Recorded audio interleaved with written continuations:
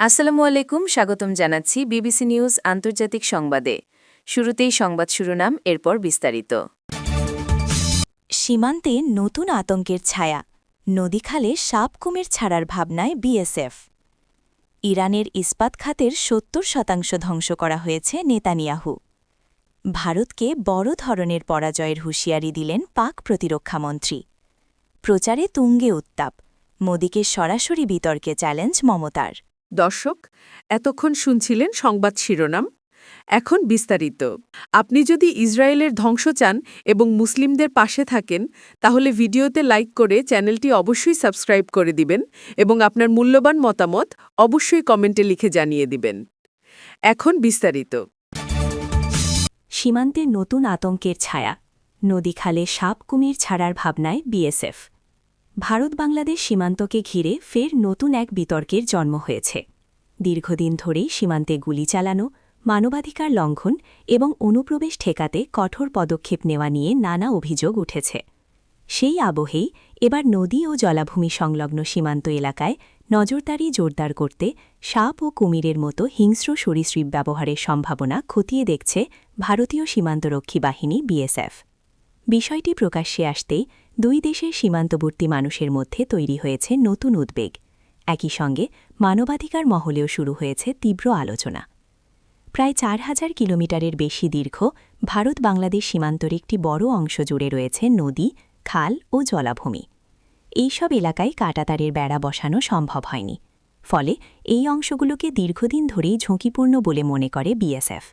তাদের দাবি, এই সব পথ ব্যবহার করেই অনুপ্রবেশ, চোরাচালান এবং অবৈধ যাতায়াত ঘটে থাকে।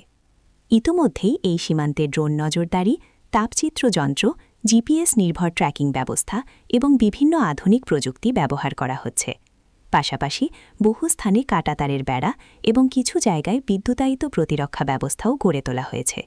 তারপরও পুরো সীমান্তকে সম্পূর্ণভাবে নিয়ন্ত্রণে আনা সম্ভব হয়নি বলে মনে করছে বিএসএফ। এই প্রেক্ষাপটে নদীপথে নজরদারি আরও কঠোর করতে নতুন একটি ভাবনা সামনে এসেছে। ইরানের ইস্পাত খাতের শতাংশ ধ্বংস করা হয়েছে, নেতানিয়াহু। যুক্তরাষ্ট্র ও ইসরায়েলের সম্মিলিত বিমান হামলায় ইরানের মোট ইস্পাত উৎপাদন ক্ষমতার ৭০%ই ধ্বংস হয়ে গেছে বলে দাবি করেছেন ইসরায়েলি প্রধানমন্ত্রী বেনিয়ামিন নেতানিয়াহু। শুক্রবার ৩ মার্চ এক ভিডিও বিবৃতিতে তিনি জানান, ইরানের গুরুত্বপূর্ণ অবকাঠামো এবং শিল্পভিত্তিকে লক্ষ্য করে চালানো ধারাবাহিক হামলার ফলে এই ব্যাপক ক্ষতি হয়েছে। বিবৃতিতে নেতানিয়াহু বলেন, ইসরায়েলি বাহিনী বর্তমানে ইরানের সামরিক কমান্ডারদের নির্মূল করার পাশাপাশি গুরুত্বপূর্ণ সেতু ও বিভিন্ন অবকাঠামোতে বোমাবর্ষণ করছে। একে একটি বিশাল অর্জন হিসেবে অভিহিত করে তিনি দাবি করেন, এই ধ্বংসযজ্ঞের ফলে ইরানের বিপ্লবী গার্ড বাহিনী আইআরজিসি একদিকে যেমন তাদের আর্থিক উৎস হারিয়েছে, অন্যদিকে বড় ধরনের অস্ত্র উৎপাদনের সক্ষমতাও খুইয়েছে।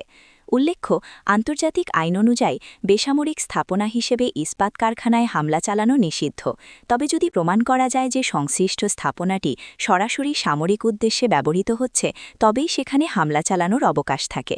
ইসরায়েল মূলত এই যুক্তি ব্যবহার করে ইরানের শিল্পখাতে লক্ষ্যভেদ করছে বলে ধারণা করা হচ্ছে। ভারতকে বড় ধরনের পরাজয়ের হুঁশিয়ারি দিলেন পাক প্রতিরক্ষামন্ত্রী।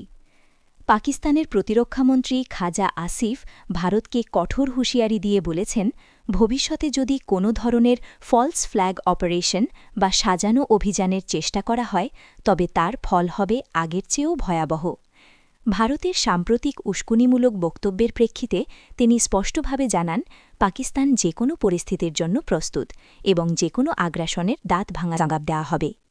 সামা টিভির একটি টকশোতে খাজা আসিফ দাবি করেন, ভারত আবারও পাকিস্তানের বিরুদ্ধে একটি সাজানো নাটক বা ফলস ফ্ল্যাগ অপারেশন চালানোর ষড়যন্ত্র করছে। তিনি ভারতকে সতর্ক করে বলেন, এবার এমন কোনো ধৃষ্টতা দেখালে ভারত আগের চেয়েও বড় পরাজয়ের সম্মুখীন হবে। ভারতের সীমানার ভেতরে ঢুকে আঘাত করার প্রচ্ছন্ন ইঙ্গিত দিয়ে তিনি বলেন, পাকিস্তান তার সার্বভৌমত্ব রক্ষায় পিছপা হবে না। ভারতীয় প্রতিরক্ষামন্ত্রী রাজনাথ সিংহের সাম্প্রতিক বক্তব্যের কড়াচড়া করে আসিফ একে ভারতের হতাশার প্রতিফলন হিসেবে বর্ণনা করেন। তিনি বলেন, বর্তমান বিশ্ব পরিস্থিতিতে ভারত ক্রমেই গুরুত্বহীন হয়ে পড়ছে এবং তারা পাকিস্তানের ক্রমবর্ধমান আন্তর্জাতিক মর্যাদা মেনে নিতে পারছে না।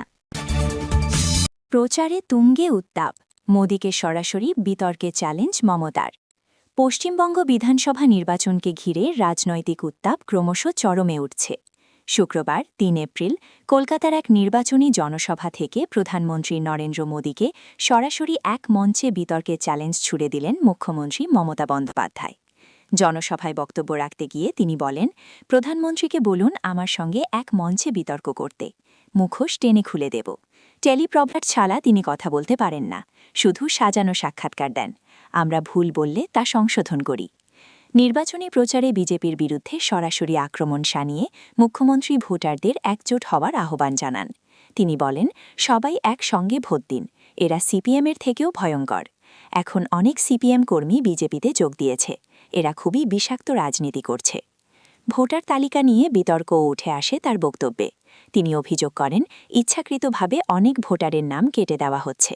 মমতা বলেন, যাদের নাম বাদ গেছে তারা দ্রুত ট্রাইব্যুনালে আবেদন করুন, পার্টি অফিস থেকে ফর্ম নিয়ে সাহায্য করুন। যারা নাম কেটেছে তাদের একটিও ভোট দেবেন না। মালদার সাম্প্রতিক ঘটনার প্রসঙ্গ টেনে তিনি উদ্বেগ প্রকাশ করে বলেন, একটি ঘটনা পুরো বাংলার সম্মান নষ্ট করেছে। তার দাবি, এই ঘটনার পেছনে বহিরাগতদের হাত রয়েছে।